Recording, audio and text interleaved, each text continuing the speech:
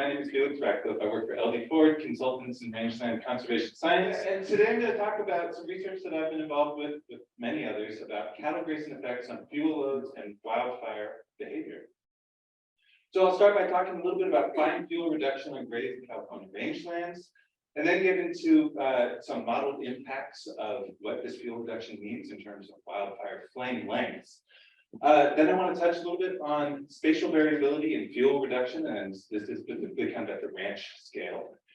And then wrap up with a little bit of discussion about long-term effects of grazing on woody fuels. This is not all herbaceous. Here we go.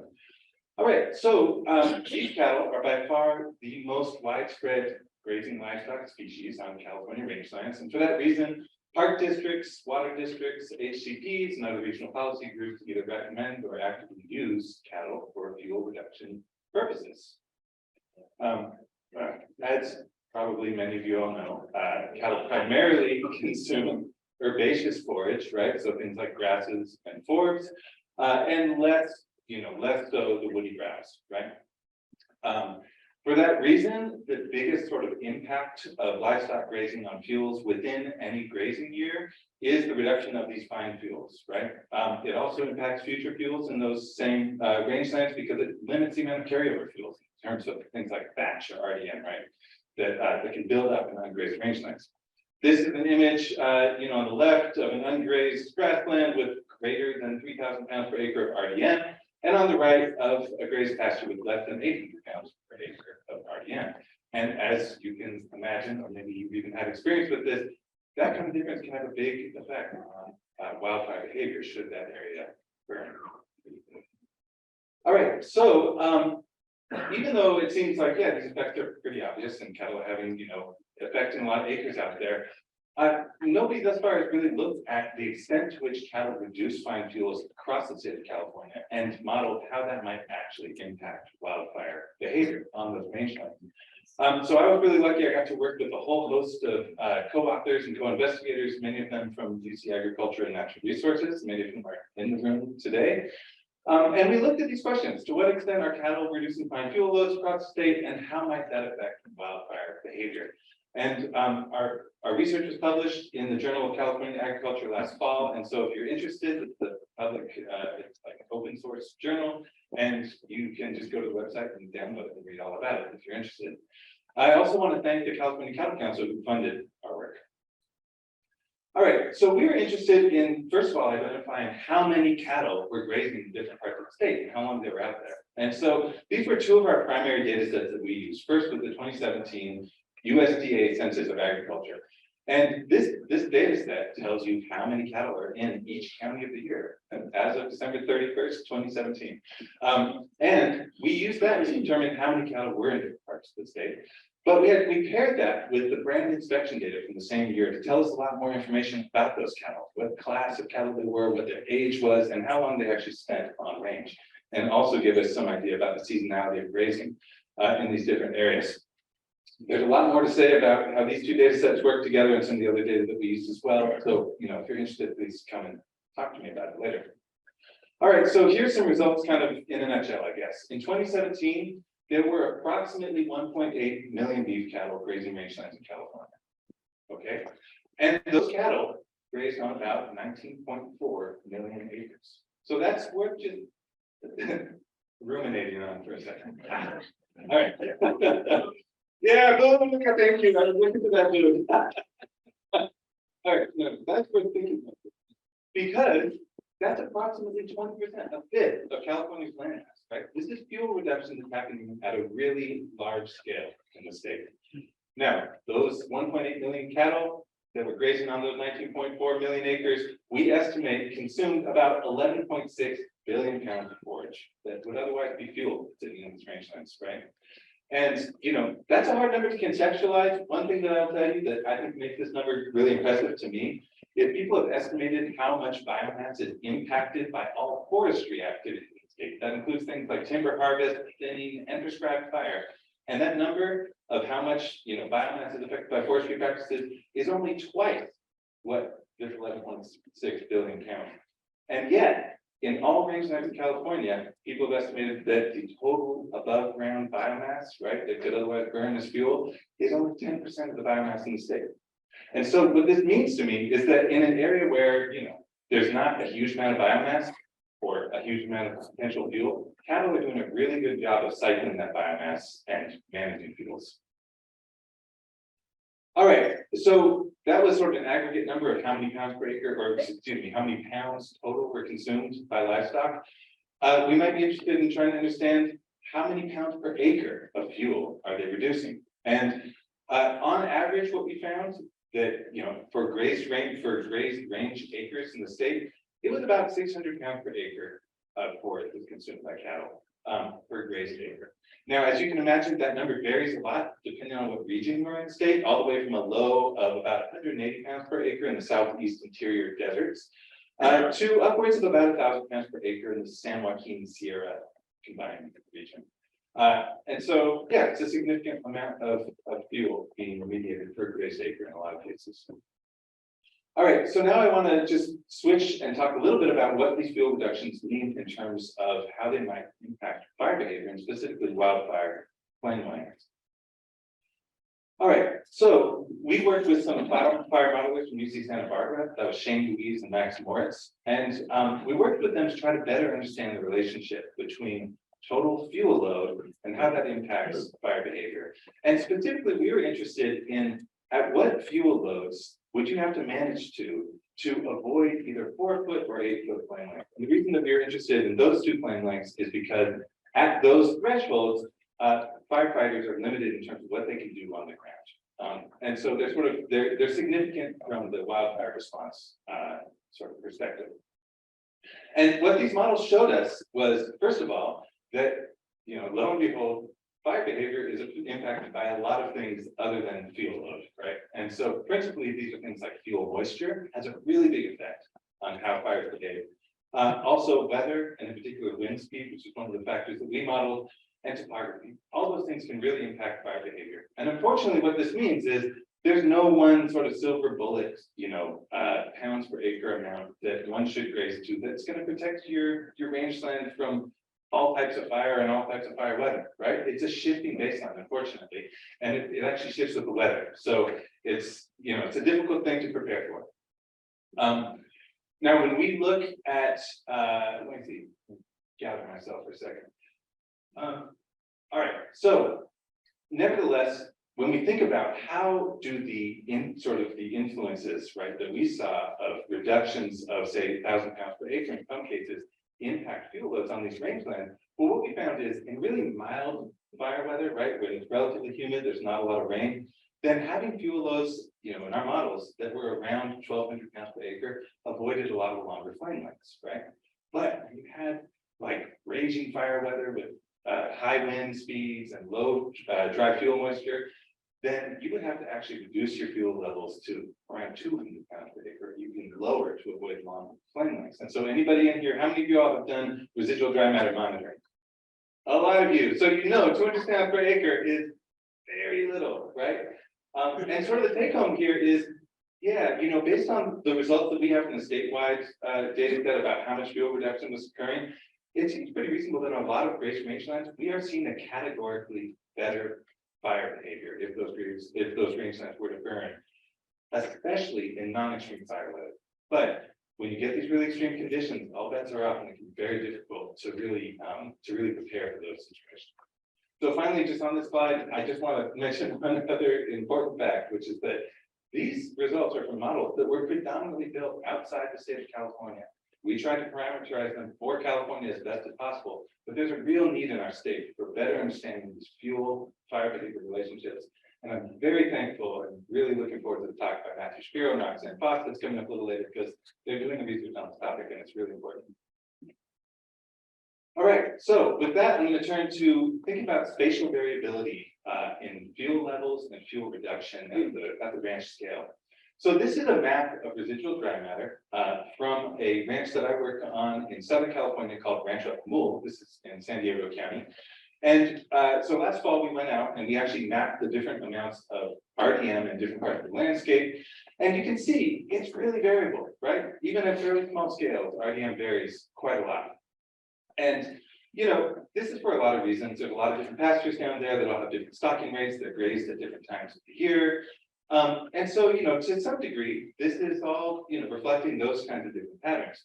But it also reflects some patterns of some pretty careful management by the rancher down there. And it's a little bit difficult maybe to see how those patterns emerge. But if you look up by that yellow star on the top that shows Rancho Humula Estates, all those pastures between there and Highway 94, the rancher intentionally grazes early and tries to graze relatively hard so that he can help protect Rancho Humula Estates from any fire that might originate on Highway 94 and make its way up there. And actually, he did a pretty good job. Most of the pastures are below 1,500 pounds per acre, and in some cases below 600 pounds per acre, right? Now, this same ranch, it is an ecological reserve. It has a lot of conservation values as well. They do not necessarily want to graze the whole thing to this level. So they have a lot of areas where they're trying to graze, have a sort of lighter grazing impact. And that includes a lot of the sort of green and blue areas that you see in the bottom that reflect higher RDM loads. I should say, I have a couple pictures. This is a photo of those pastures between the highway and Rancho Humula Estates. You can see the vegetation is very low. There's patches of bare soil. And you can imagine, yeah, fire would probably have a hard time, you know, moving through that landscape. And then in some of these other areas where there's, you know, considerably more RDM, this is what they want it to look like for a lot of their conservation values. And the other reason I should just mention that he's got to leave more forage in some of the different parts of this landscape is he needs a place to, he's got a year-round cow-calf operation, and he needs to have forage to come onto it in the fall. So his operation, and I think he's doing a pretty good job of it, is successfully balancing the fuel reduction needs, some of the conservation needs, and also his operational needs, all sort of in one. And it takes a lot of planning to do that, but I think it can be done in a lot of places. All right, and then finally, I just want to briefly mention long-term effects of grazing on woody fuels. We've been talking about fine fuels thus far this whole time, grasses and forbs, right? But over longer periods of time, grazing can have a really big impact on woody fuels. So this is particularly well documented on in the Central Coast area of California, right? Where you often see shrubs like bacchus moving into ungrazed and unburned fields, right? And so on the left, you can see an image from 1939 that shows two parks adjacent to each other. This is in the East Bay Hills, Wildcat Canyon and Tilden Park. Wildcat Canyon has been continuously grazed for at least a century, whereas Tilden, they actually removed grazing in the 1930s. Now on the right, you can see the same two areas. Oh, I gotta go back to my thing over here. Okay, my station. You can see the same two areas on the right in 2012, right? This is after almost 80 years of exclusion of grazing in Tilden Park. And lo and behold, a lot of those areas that were grasslands in the 1930s have become encroached with shrubs. And actually, there was some research, there's been several research projects in the same area. And one of them from 2003, which was done by Russell and McBride, actually looked at fuel levels in those shrublands in Tilden and found that the average amount of fuel in these shrubs that have sort of invaded or encroached on these grasslands in Tilden Park was more than 16,000 pounds per acre. So that's a whole lot more than the 1,000 to 2,000 pounds per acre that you might have in grazed grassland, right? And I just want to point out finally that this is not sort of an abstract or academic question here. You can see in the lower left hand of, in particular, that color image, there are a whole lot of houses there, and these two parks back up right up. Sorry, Allison. These two parks back right up onto some of the densest urban development in the Bay Area, right? So this is definitely the wildland urban interface. All right, and with that, I'd just like to conclude by saying, you know, beef cattle do a really good job in a lot of cases of reducing fuels, both on short and long time periods. With some careful planning, I think we can improve some of the ranch level outcomes, both from the standpoint of, you know, strategically assessing the risks and, you know, and protecting against the risks of fire, but also incorporating some of the conservation and management objectives of different operations and synergizing those with the rangeland fuel reduction as well. And I think there are some areas where policy could sort of evolve to support beef cattle grazing as a viable fuel reduction tool. We've seen a recent, you know, a lot more attention on some of the small grazing ruminants and temporary contract grazing, which I think is wonderful. It's such an important tool. I hope we continue to get more and more, you know, funding and interest in that topic. But I think at the same time, we should also recognize the value for fuel reduction on both these time scales provided by some of the, the permanent long-term grazing programs, really predominantly beef cattle programs in the state. And then finally, I just want to say, I think there are a lot of research needs, but one that I really see as important is, I think we need to better understand this relationship between grazing and shrub encroachment in different parts of the state. It's really only been super well documented in a couple areas, but this is something that potentially is playing out in a lot of different ecosystems. So with that, thank you very much. I don't know if I have time for questions.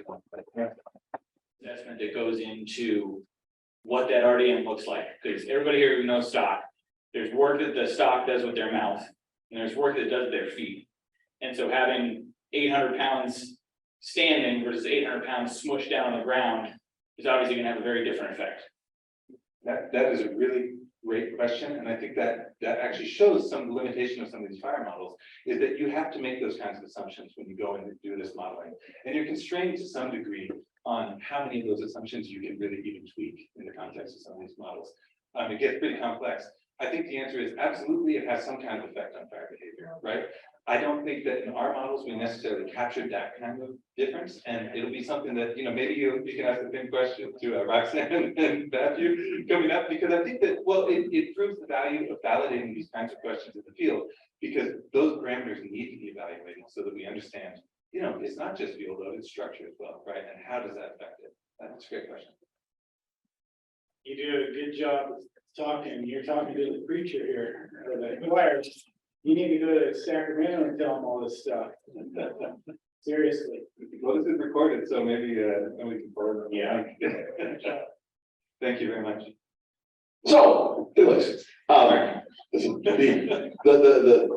fire professionals have fuel models that model fire behavior. So did you guys play around with? So, for instance, back to the biomass issue, flat or standing up. Has anyone run your model, the biomass standing, biomass laying down, and look for differences? Great question. Nobody has gone and run our model with those that I know about, but I should say that our model was using, in this case, with a model called Behave Plus, which is widely used sort of by federal agencies for fire behavior modeling. And so, I think it is very tweakable. Part of the thing about it, though, is you do have to sort of pick your fuel scenario, which does make some assumptions. We did a lot of fuel scenario tweaking, but it does make some assumptions about the structure, in particular, the vertical structure of your fuel bed. And so, yes, I think it would be really cool to tweak those parameters a little bit more. I think it was a little outside the scope of what we were able to accomplish. It would be really useful, but I'm almost just more interested in the field data at this point, because I'm kind of like, these models, they do have limitations, and not every scenario has been tested in the field. So I think they're useful for us to contextualize what might this mean, but I think we're at the phase now where we really also need to field validate and update those models. If we could update those models with California-based values, and then do those tweaks, I think we'd be in a really, really good position. So yeah, it's a really great question. And maybe somebody will run that. Felix, do you know what is the natural fire return interval for the systems you're talking about? Wonderful question. I think I don't have a great answer for that, and the reason is because characterizing natural, I think, is somewhat tricky a little bit in some of these systems. And also, we were talking about a lot of different grass sizes. And so I wish I had a better answer to that. Certainly, I think historically and prehistorically, these have been areas that have burned frequently, many of them, but I don't know what those intervals are. I don't want us to forget that those areas were burned deliberately for 10 or 20,000 years. So saying natural, you're talking about before the last ice age.